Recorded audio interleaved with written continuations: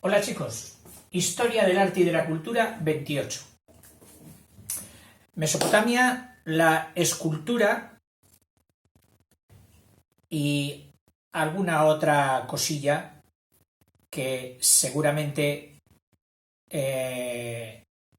nuestra profesora María Comás no juzgó de suficiente relevancia para la edad que suponía este libro, que eran 15 añitos, y no quiso cargar. Qué bien para los estudiantes, ¿no? Menos. Bueno, vamos a ver qué nos dice de la escultura en Mesopotamia. Dice que alcanzó gran perfección en Mesopotamia. Recuerda que si este era el Éufrates y este era el Tigris, que desembocaban antes por separado en el Golfo Pérsico, Mesopotamia era esta parte de Sumeria. Bueno, Mesopotamia es todo, entre ríos. Pero dice, floreció primero entre los sumerios, eso sí, los más del sur, y los acadios, que fue lo que luego, que ya te lo he dicho en vídeos anteriores, se denominó Babilonia. Y al norte estaba aquel país belicoso de Asiria, con los asirios que luego empezaron a intercalarse en la hegemonía, estos con su barbarie, pero también produjeron cosas notables y algunas excepcionales, ya lo verás.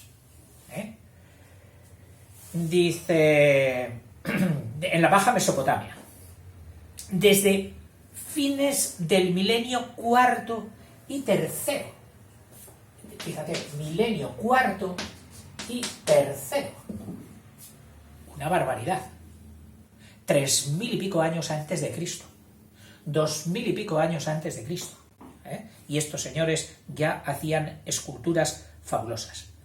De aquellos remotísimos tiempos nos han quedado notables relieves.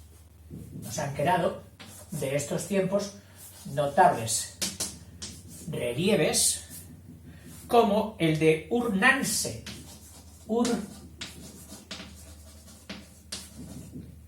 Ur-Nanse con sus hijos. Una foto familiar, acuérdate, Ur-Nanse con sus hijos.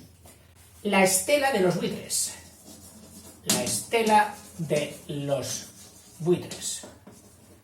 Me parece que ya te dije lo que era una estela, pero bueno, por si acaso te lo repito. Una estela es una historia o una leyenda puesta así, en líneas paralelas largas. Eso es una estela. Bueno, la estela que deja un barco, en fin. Y acompañando a esta estela luego podía llevar motivos decorativos que a veces iban embebidos, qué sé yo, a lo mejor esto era un señor y aquí en el pecho, en tal, iba la leyenda, y por eso era una estela. Otras estaban así y el motivo escultórico, pictórico, estaba aquí. Estela. La estela de los buitres. En concreto, esta historia de los buitres, me parece que los buitres están por aquí y se conserva, no todas, sino un trozo, que conmemora esta estela las victorias de Ennatún. Ennatún. Mira tú, hombre, ahora que meto una H, no la hay. Disculpadme. Mi retentiva, ¿cómo se dice?, fotográfica, no es nada buena. Tuve muchos problemas de pequeño para la ortografía. Tuve que echar mano luego de otras técnicas, otras estrategias para lograr dominar algo. La más importante, ¿sabes cuál ha sido? Tenerla que enseñar. Sí. Como dice un refrán, a la fuerza ahorca. Otra estela de Naram-Sin. Otra estela de Naram-Sin. que representa una victoria de este monarca acadio. Una victoria de este monarca acadio. Victorias que eran lo que se solía representar. Ya recuerdas que los hechos memorables, es decir, dignos de ser guardados en la memoria en aquella época, eran las victorias o las destrucciones. Sí. También se conservan diversas estatuas arcaicas, es decir, muchísimo arte, y otras varias de la época del arte del apogeo sumerio, es decir, unos 2000 años antes de Cristo, entre las que destacan dos magníficas estatuitas o estatuillas pequeñas, sentadas. Dos, o sea, esto ya con el sumerio, todo esto es de Acadia y Sumeria, y dice dos estatuas sedentes. Te coloco la silla y ya te acuerdas. Una, la de Gudea, rey de Sírpula, y la llamada el arquitecto de la regla.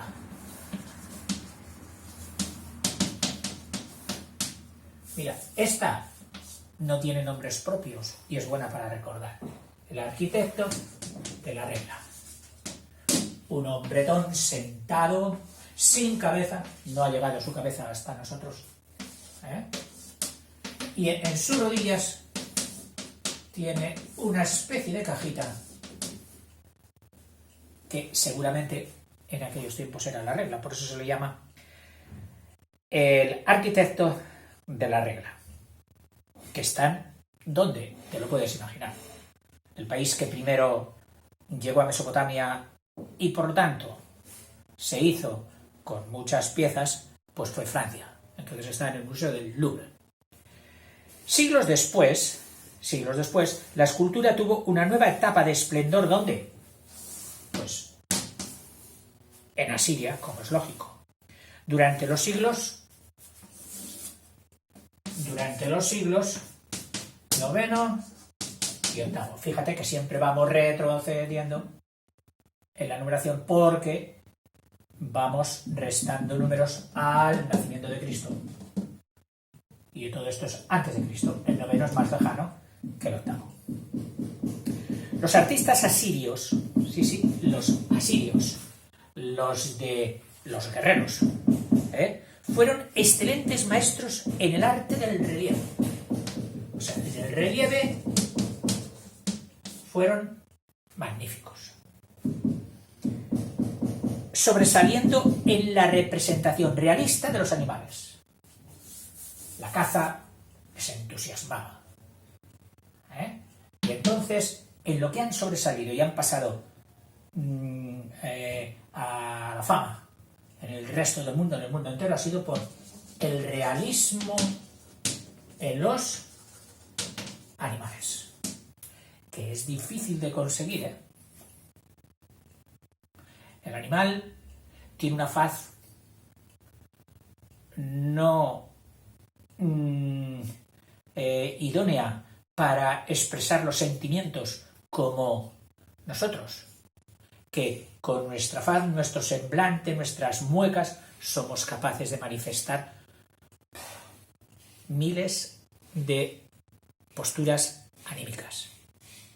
Sí, la cara que me pones... pues qué cara te pongo.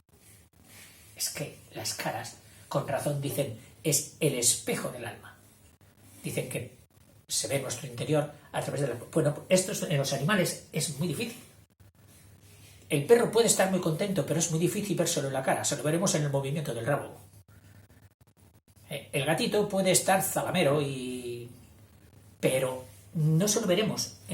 Pues estos fueron capaces de ver y de representar el estado anímico, si se puede decir, de aquellos animales que iban a ser cazados o estaban siendo cazados, sobre todo en la expresión de dolor. En lo que destacaron, además del realismo de la caza, fueron en sus famosos toros alados, que eran los que colocaban a ambos lados de las puertas de las ciudades y de los templos. Aquellos toros. A ver, dibujar un toro es bastante difícil, ¿eh? No creas tú que... Y ahora, pues tenían aquí cabeza de hombre y las alas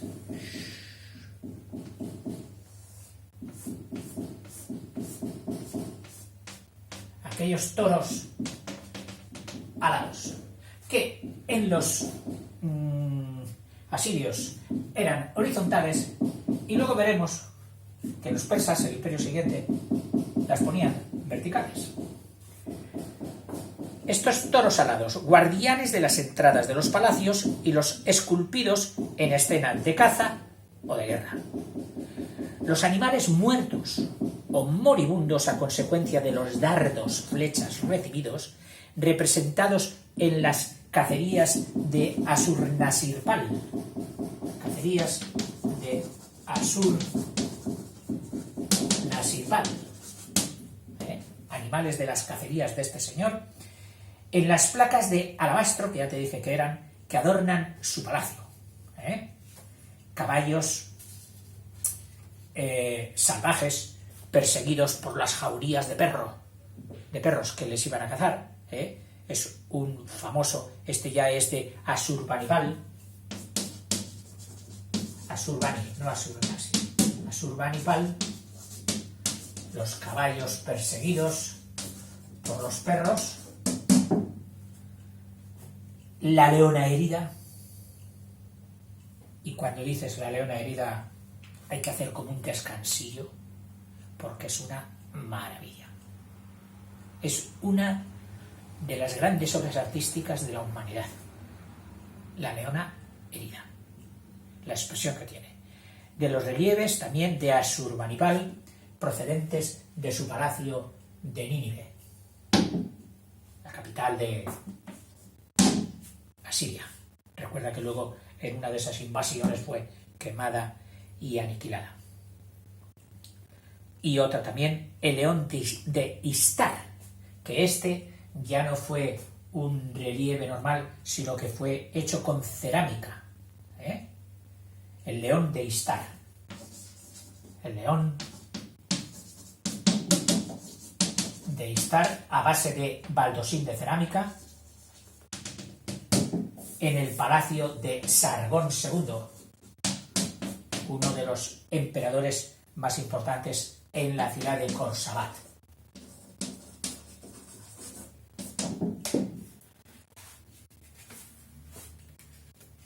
Seguimos de su palacio de Nínive, famosa leona herida y el león vomitando sangre.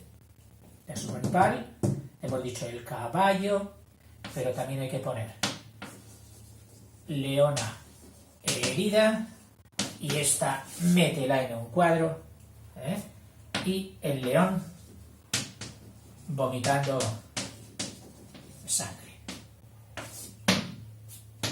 Acuérdate siempre, la leona herida. No te lo he dicho al principio, y para no decírtelo al final, pero es que siempre te lo diré. Estos vídeos no valen nada si no los acompañas de un paso por la red, buscando escultura o cultura mesopotámica y viendo esas maravillas que puedes verlo. Hoy, antes, los libros, pues mira tú qué dibujitos tenían, qué fotografías. En blanco y negro, poquitas, luego vinieron otras en color, luego vinieron otros libros que se pasaron y ya solo había cromos en color. Entonces, hoy tenemos la gran ventaja de tener los conocimientos técnicos, teóricos en vídeos, mejores o peores, y en libros. Ambas cosas hoy son importantes, libros y vídeos. Y la parte gráfica en Internet, en las redes de Internet. Y entonces te queda una idea más completa, muchísimo más completa de lo que significó aquella cultura para la humanidad. Dice que son estas tres figuras, especialmente la leona y el león, de un realismo insuperable. Lo dice aquí, Son obras maestras de todos los tiempos, dicho por la doctora María Comas. Pero aún así dice, la obra cumbre del arte escultórico asirio son los maravillosos relieves en bronce,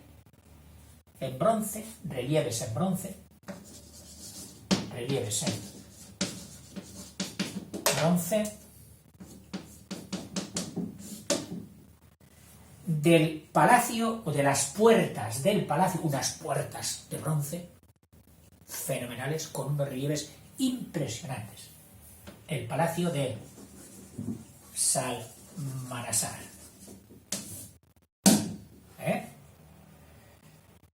En el siglo IX. Que era el hijo y sucesor del Asurbanipal. Denominadas puertas de Balabat. Puertas de Balabat. Relieves en bronce. Los personajes asirios visten largas túnicas y llevan barba y cabellera rizadas. Muy interesante. Rizadas. Bueno.